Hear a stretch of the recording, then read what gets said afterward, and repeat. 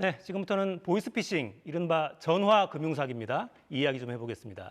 이 사기 조직의 내부 자료를 입수해서 보도한 KBS 사회부의 최혜림 기자가 나와 있습니다. 자, 최 기자. 안녕하십니까. 이 자료 어떻게 입수했습니까? 저희가 이달 초에 입수한 자료고요. 보이스피싱에 직접 가담했던 조직의 전자기기 안에 있던 파일을 직접 전달받았습니다. 네. 다만 이 입수 경위를 구체적으로는 밝힐 수 없어서 이 자료를 바탕으로 지금 경찰이 수사 중이다 이렇게 말씀드릴 수 있습니다. 네. 내부에서 작성된 건 이미 확인이 된 거고. 네, 그렇습니다. 자, 여기에는 어떤 내용이 좀 들어있는 겁니까? 이게 전형적인 기관 사칭형 시나리오라고 보시면 되는 건데요. 일단 처음에는 내가 어디 경찰인데 강남에 있는 오피스텔에 성매매 단속을 하러 갔더니 당신 명의의 통장 혹은 카드가 발견됐다. 이런 식으로 시작을 합니다. 그래서 공범인지 명의 도용의 피해자인지 확인을 해야 되니까 수사에 응하라고 하고요. 보통 2단계에서 피해자들은 내가 죄가 없으니까 당연히 피해자라고 밝혀지겠지라면서 응하게 되고 그때부터 이제 늪에 발을 담근 것처럼 시작이 되는 겁니다. 결백하기 때문에 협조하는데 그게 오히려 늪으로 걸어 들어가는. 그렇습니다. 네. 그 다음에는 역할을 맡아서 이제 검찰 또 금감원 과장이라는 사람들이 순차적으로 전화를 하는데요. 그때는 원칙적으로는 구속 수사를 해야 되는데 당신이 협조만 잘하면 약식으로 구속받지 않고 수사할 수 있게 해주겠다 이런 식으로 겁을 줬다가 달랬다가를 반복하는 겁니다. 아니 근데 범죄에 연루됐다 이 말 한마디에 그렇게 속아 넘어가는 겁니까? 이게 한마디라고는 볼 수 없고요. 이 시나리오를 돕는 두 가지 덫이 있습니다. 일단은 첫 번째로 공문이 있는 건데요. 여기를 보시면 금감원장이나 금융위원회 위원장 명의로 된 공문인데다가 전문가라면 쉽게 판별할 수 있지만 일반인들이 보기에는 구분하기 어려울 만큼 직인도 딱 찍혀 있네요. 그렇죠. 저런 식으로 이제 정교하게 조작이 돼 있고요. 지금 보시는 거는 악성 앱입니다. 그래서 공문을 확인할 수 있는 사이트다. 또 경찰 공식 앱이다라면서 이 앱을 깔도록 유도하는데 이 앱을 깔자마자 휴대전화가 감시 지배당하는 겁니다. 어디에 전화를 걸더라도 콜센터 조직으로 이제 전화가 가게 돼서 도움을 청할 수 없게 만드는 것이죠. 네. 1114 고객센터에 전화를 거는데 저 지금 사기 조직원한테 전화가 이제 오는 거죠. 네네. 자, 일단 피해자가 낚이면 그 다음엔 어떻게 진행이 됩니까? 일단 피해자가 주변으로부터 분리될 수 있도록 좀 고립시키는 게 그 다음 단계입니다. 그래서 주변에 알리면 수사에 방해가 되고 당신이 공무집행 방해죄가 추가가 되니까 주변에 절대 알리면 안 된다. 그리고 가족이나 친구한테 알리면 그 사람한테도 문제가 될 수 있다라는 식으로 겁을 주는 거고요. 심지어는 회사를 조퇴하고 숙박업소로 들어가서 주변이랑 아예 연락을 차단하라는 이른바 셀프 감금을 지시하기도 합니다. 그래서 피해자를 고립시킨 뒤에는 우리가 이걸 범죄 수익에 썼는지 아닌지 확인하려면 우리에게 현금을 줘야 한다. 그 현금을 우리가 확인해서 다시 돌려주겠다. 이런 식으로 꿰는 거고요. 여기에 피해자가 속아 넘어가면 그때 이제 수거책을 보내는 겁니다. 네. 그러면 현금을 받을 사람을 보내서 현금을 회수하는 이렇게 진행이 되는 거군요. 그렇죠. 자, 정부가 여러 대책 내놨었는데 그런 대책을 우회하는, 무력화시키는 그런 것도 들어있다고요? 그렇죠. 방금 말씀드렸던 것처럼 수거책을 보낼 수 있도록 그 빌드업을 하는 그런 단계들이 바로 이 무력화 매뉴얼인 건데요. 보이스피싱이 초반에 좀 이뤄질 때는 계좌에서 계좌로 보내는 계좌이체형 방식이 많았습니다.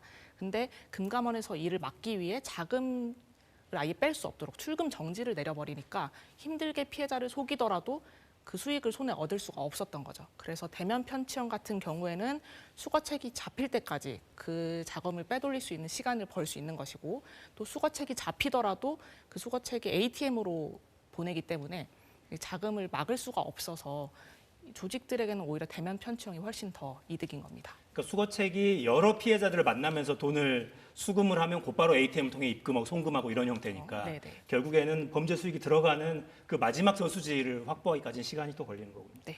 자, 보이스피싱 규모는 뭐 계속 커지죠, 피해 규모가? 그렇습니다. 갈수록 커지고 있는 상황인 건데요.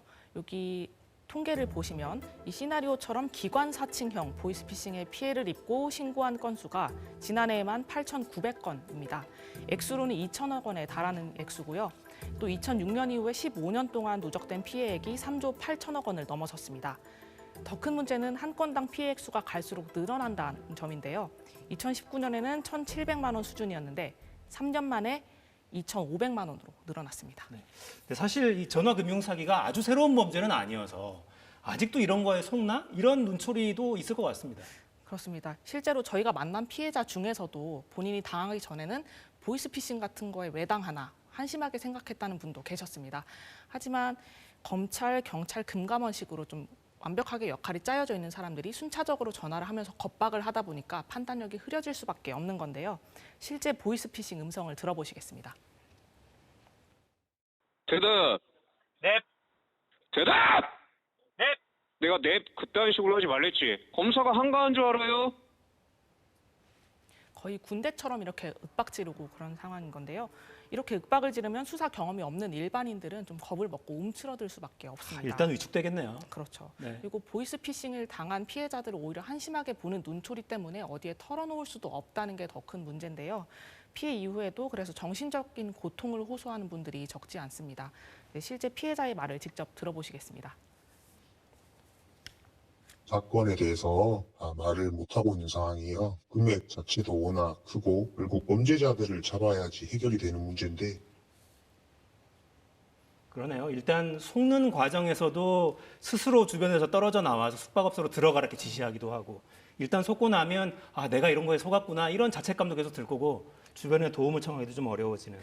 근데 예전에는 주부나 노인들 상대로 뭐 자녀를 잡고 있다 이렇게 협박하고 이런 경우들이 많았는데 최근에는 젊은 피해자들이 점점 많아진다고요? 네, 그렇습니다. 피해자 10명 중에 3명은 30대 이하 젊은 층에 해당하는데요. 정말 많네요. 그렇죠. 이게 사회 경험이 적다 보니까 아무래도 전과가 생겨서 너가 힘들게 들어간 회사에 쫓겨날 수 있다. 이런 식의 협박에 좀 더 잘 휘둘리게 되는 것이고요. 또 젊은 층은 은행 어플을 이용해서 쉽게 대출을 받을 수 있다는 점도 이런 피해를 키운 원인 중에 하나입니다. 예를 들면 전자기기에 익숙하지 않은 노인들은 대출을 받아야 하거나 혹은 예금을 찾으러 가면 은행원들이 단박에 의심을 하는 거거든요. 이 돈을 왜 찾으려고 하시냐, 어디에 쓰시냐.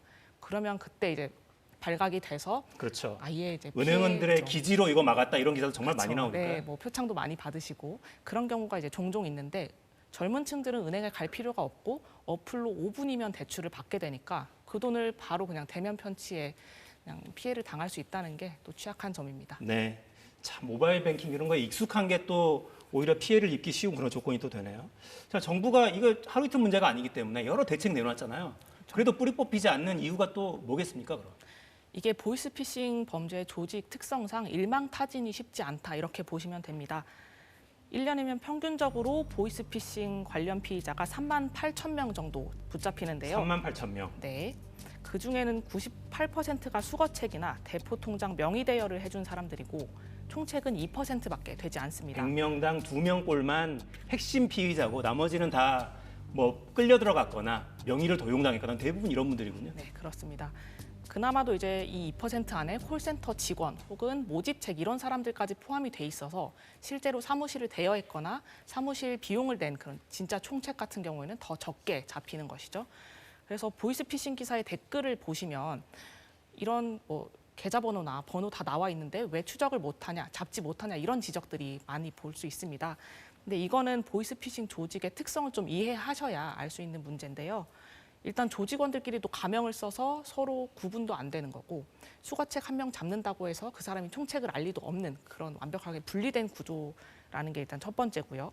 그리고 조직이 하나의 덩어리로 움직이는 게 아니라 어디는 대포 통장만 유통하고 어디는 대포 폰만 유통하고 어디는 전화만 걸고 이런 식으로 분산화된 조직이다 보니까 한 군데가 무너지더라도 다른 조직으로 대체가 쉽게 가능한 거죠. 네. 네네. 그러니까 점조직으로 이게 모듈화돼 있어서 그렇죠. 이 모듈 하나가 무너져도 다른 모듈이 금방 그 역할을 대신하고 뭐 이렇게 되는 겁니다. 그렇습니다. 자, 결국에는 피해를 당하지 않아야 되니까 이 정말 억울한 피해자가 생기면 안 되잖아요. 만약에 이거 어떻게 하면 이 피해를 좀 막을 수 있겠습니까? 개인들의 대응 요령을 좀 알려주시죠.